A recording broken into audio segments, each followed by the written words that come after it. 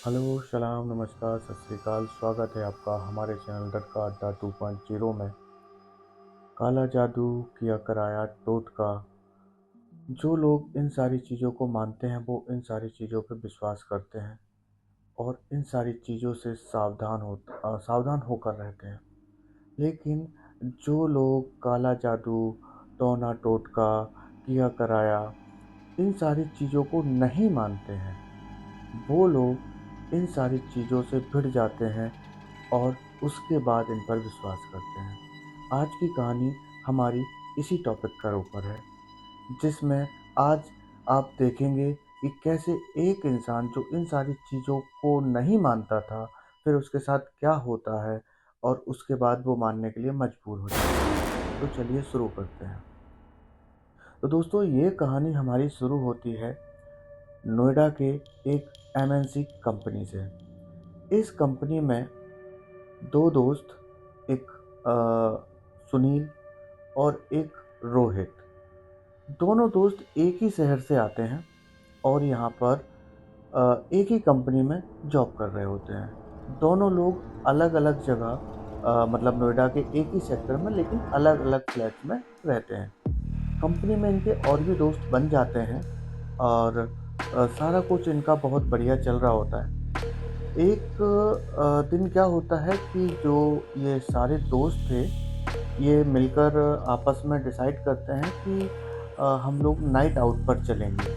इसमें रोहित होता है, सुनील होता है और बाकी के 3 और दोस्त होते हैं, जो इनके साथ कंपनी में साथ में ही वर्क कर रहे होते हैं। इसके बाद क्या होता है कि सारे लोग अपने सुनील की गाड़ी में होते हैं और सुनील गाड़ी को ड्राइव करता है। इसके बाद में ये लोग अपना नोएडा से बाहर की तरफ जाते हैं, बाहर नाइट आउट के लिए, कि मतलब बाहर सड़क पे अपना गेड़ी मारेंगे। इस टाइप का इनका प्लान था।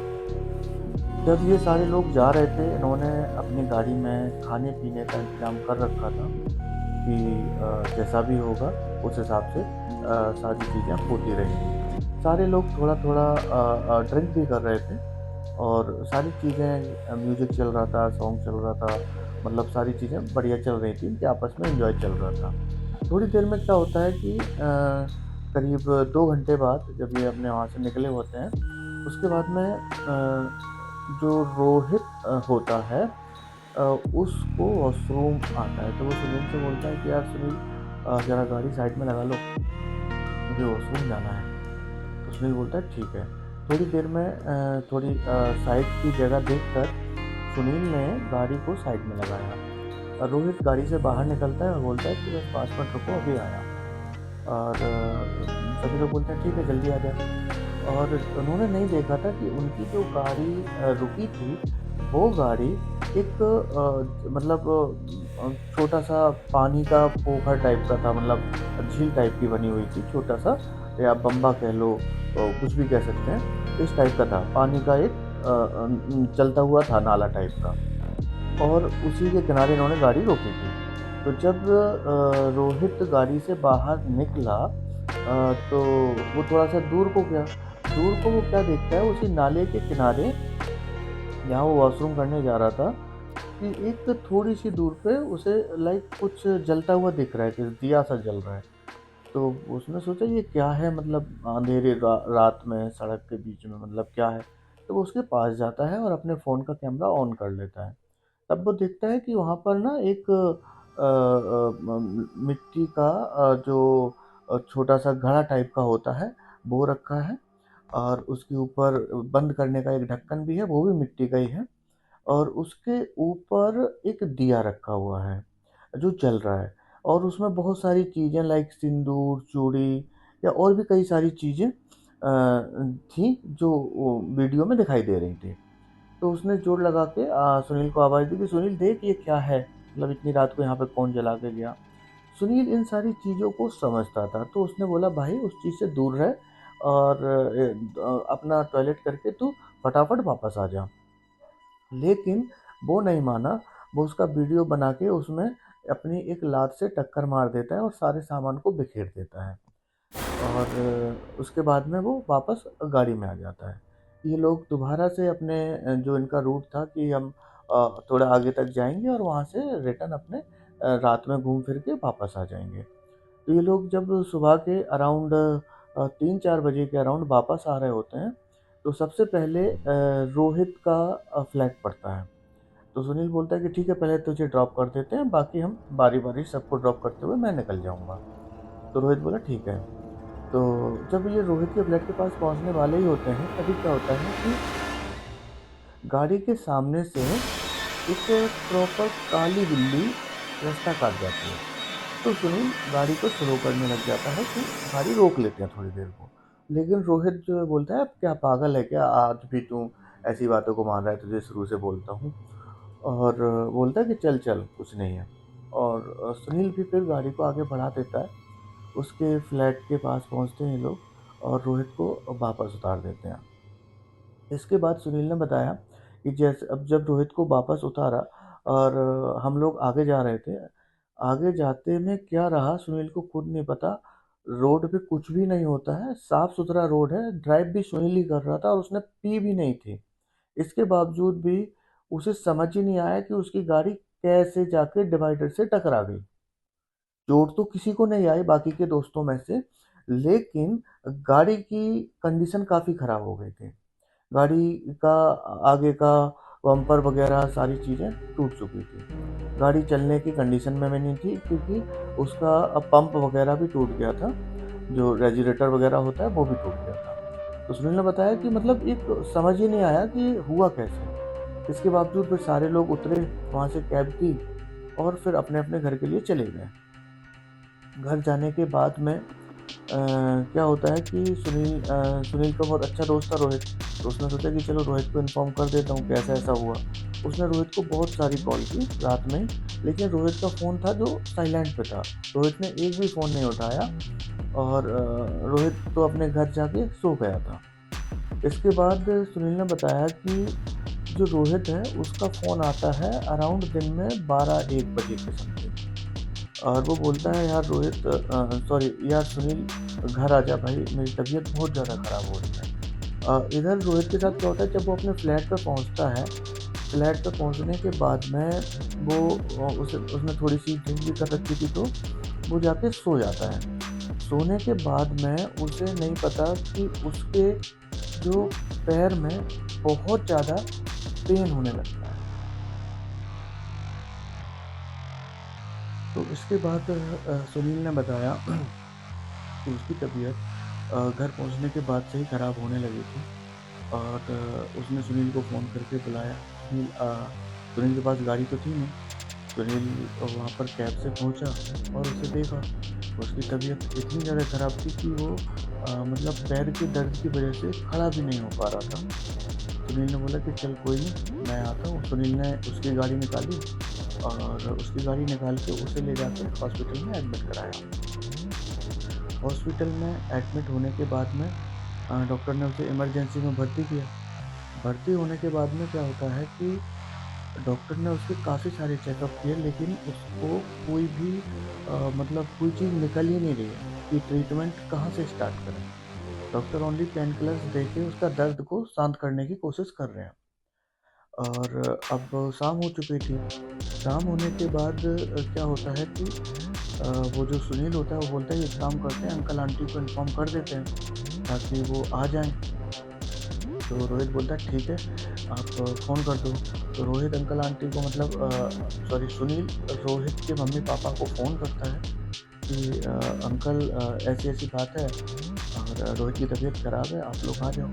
तो जो रोहित है वो काफ़ी दूर से था, तो अंकल आंटी बोलते हैं कि एक काम करो बेटा, आप उसका ख़्याल रखो, मैं कल दिन तक आ जाऊँगी। कोशिश कर रही हूँ मैं जल्दी निकल के, जितनी जल्दी टिकट हो जाएँगे हम आ जाते हैं। तो सुनील बोलता है कि बाकी कोई दिक्कत नहीं है अंकल आंटी, अंकल आंटी से कि बाकी तो हम देख रहे हैं, आप कोशिश करो जल्दी आने के लिए। उसके बाद में सुनील उसी के पास में, रोहित के पास में हॉस्पिटल में रहता है और पूरी रात उसी के साथ रहता है। 2-3 बजे जाके रोहित को थोड़ी बहुत नींद आती है बाकी टाइम तो वो जागता ही रहता है दर्द की वजह से। डॉक्टरों को समझ ही नहीं आ रहा था कि वो किस चीज़ का ट्रीटमेंट करें, क्योंकि उन्हें रिपोर्ट्स में कुछ भी समझ नहीं आ रहा था। इसके बाद में अगले दिन डॉक्टरों ने उसकी कुछ एमआरआई वगैरह और भी बहुत सारे टेस्ट कराए, जिनकी रिपोर्ट्स वगैरह दोबारा आनी थी। तो डॉक्टर ने उसको अभी भी एडमिट ही कर रखा था। इसके बाद में सुनील ने बताया कि आज का पूरा दिन गुजर गया था, उसके मम्मी पापा को टिकट नहीं मिली थी, इस वजह से वो आ नहीं पाए। और तो जब शाम हो गई, शाम होने के बाद में उसके भी मतलब घर से फ़ोन आ रहा था कि भाई कहाँ हो, कुछ काम आ गया। तो वो क्या करता है, रोहित को बोलता है कि भाई एक काम करते हैं, तू दवाई खा के सो जा और मैं फटाफट अपना काम निपटा के, या हो सकता है रात में या सुबह तक तेरे पास आ जाऊँगा। अगर कुछ भी ज़रूरी हो तो मुझे फ़ोन करियो। तो रोहित बोलता है ठीक है, कोई दिक्कत नहीं है। तो रोहित का क्या है कि अपना हॉस्पिटल में प्राइवेट वार्ड था, तो उसमें सिंगल रूम था, सिंगल वॉशरूम, बाकी और कोई होता नहीं है। तो वो रोहित को वहीं पे छोड़ के सुनील चला जाता है। अब क्या होता है कि रोहित को नींद की दवाई दे दी जाती है, तो रोहित उस टाइम तो सो जाता है। इसके बाद में सुनील ने बताया कि रोहित की आँख खुलती है लगभग 12-1 बजे के समथिंग, एग्जैक्ट टाइम तो नहीं देखा, 12-1 बज रहे थे। और उस वो अपने बेड पे लेटा हुआ था। उसकी आँख खुलती है एक आवाज़ से।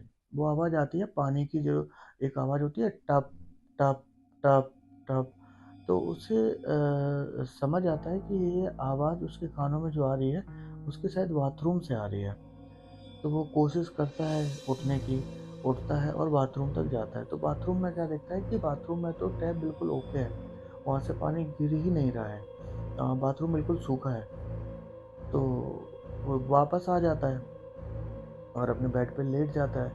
बाथरूम की लाइट ऑन होती है। बाथरूम जो था, मैं आपको बताऊं, जो सुनील ने समझाया कि जहाँ पे उसका बेड पड़ा है, बेड से सामने की तरफ राइट साइड में बाथरूम था।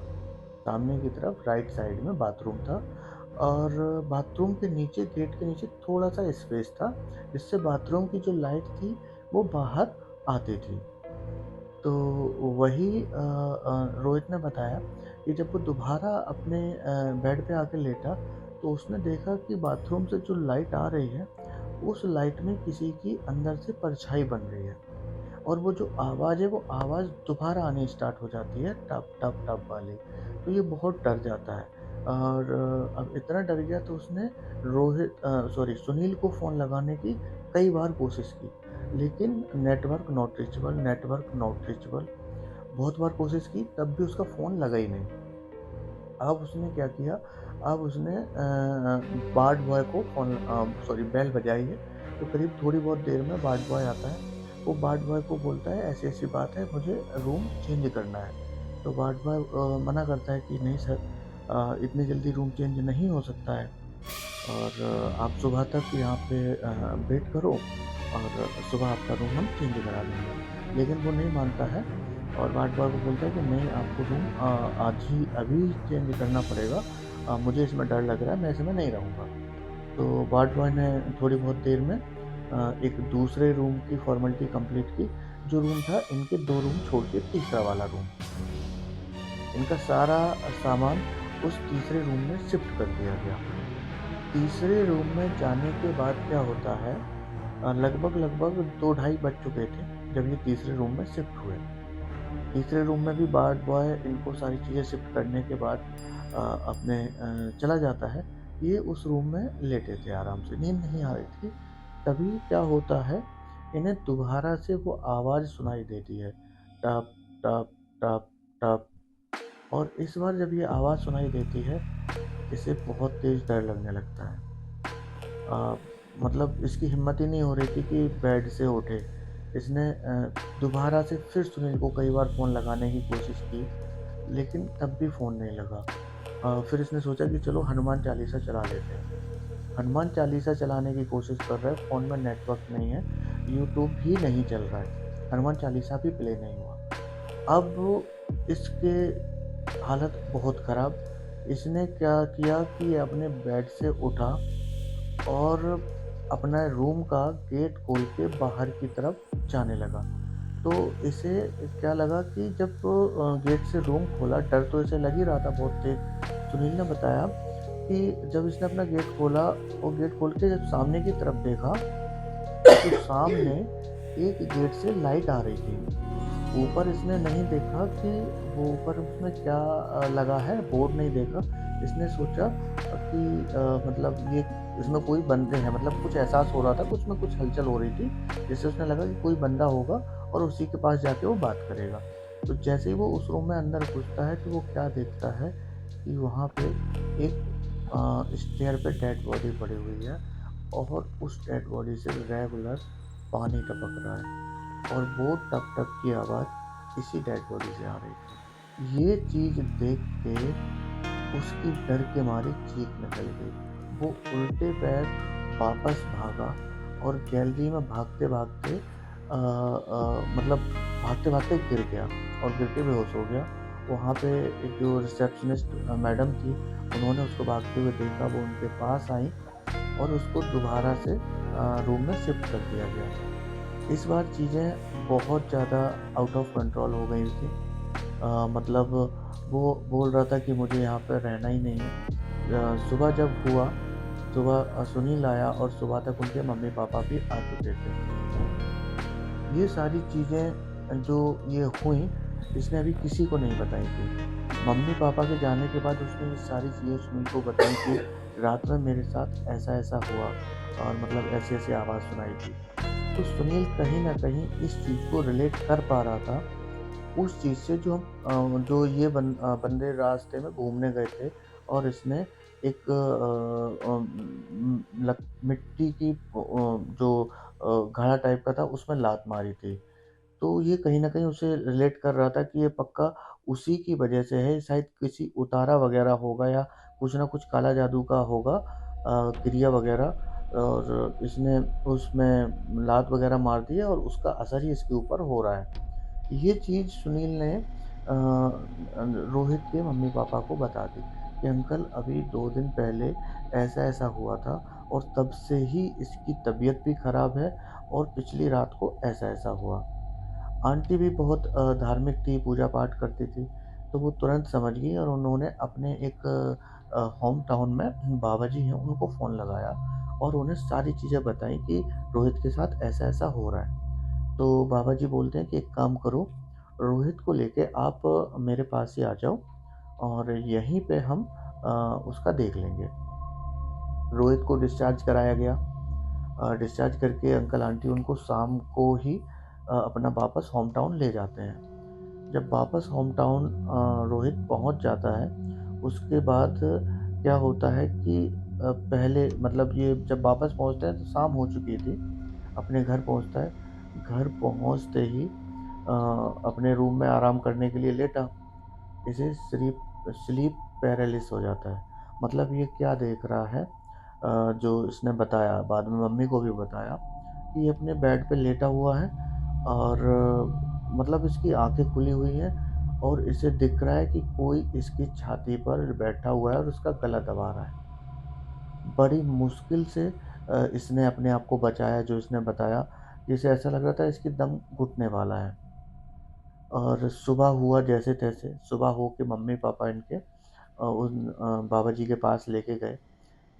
उसके बाद सुनील ने बताया कि जब उनके मम्मी-पापा और रोहित बाबा जी के पास पहुंच गए, तो बाबा जी ने सारी चीज़ों को बहुत ध्यान से देखा, समझा और उसके बाद बताया कि ये जो तुमने उतारा को आज़ाद किया है और इसी वजह से तुम्हें ये सारी परेशानियाँ आ रही हैं। अब इस उतारा का बंदिश करना पड़ेगा और उसके बाद ही चीज़ें मतलब तुम्हारी ये बीमारी है वो ठीक होगी। और उसके बाद बाबा जी क्या करते हैं कि दोबारा से अपना मिट्टी का घड़ा और तेल और घी और भी मतलब कई सारे जो क्रिया में चीज़ें यूज़ होती हैं वो मंगवाते हैं और अपना प्रॉपर एक क्रिया करके ये सारा सामान एक तालाब के किनारे जैसे पहले रखा हुआ था, दिया जलता हुआ, वैसे ही रखाते हैं। इसके बाद से क्या होता है कि रोहित को तो आराम लग जाता है, लेकिन दोस्तों कभी भी इस टाइप का कोई भी चीज़ अगर आपको बाहर नज़र आता है, तो उस चीज़ को मत छेड़िए, ये आपके लिए बहुत खतरनाक हो सकता है, जैसे कि रोहित के लिए था। रोहित जो कभी इन सारी चीज़ों को नहीं मानता है, अब बहुत अच्छे से मानने लगा है। दोस्तों, इस प्रकार की और भी सच्ची और डरावनी कहानियाँ सुनने के लिए हमारे चैनल से जुड़े रहिए और हमें सब्सक्राइब करिए। हमारे कहानियों को लाइक करिए और कमेंट ज़रूर करिए। धन्यवाद।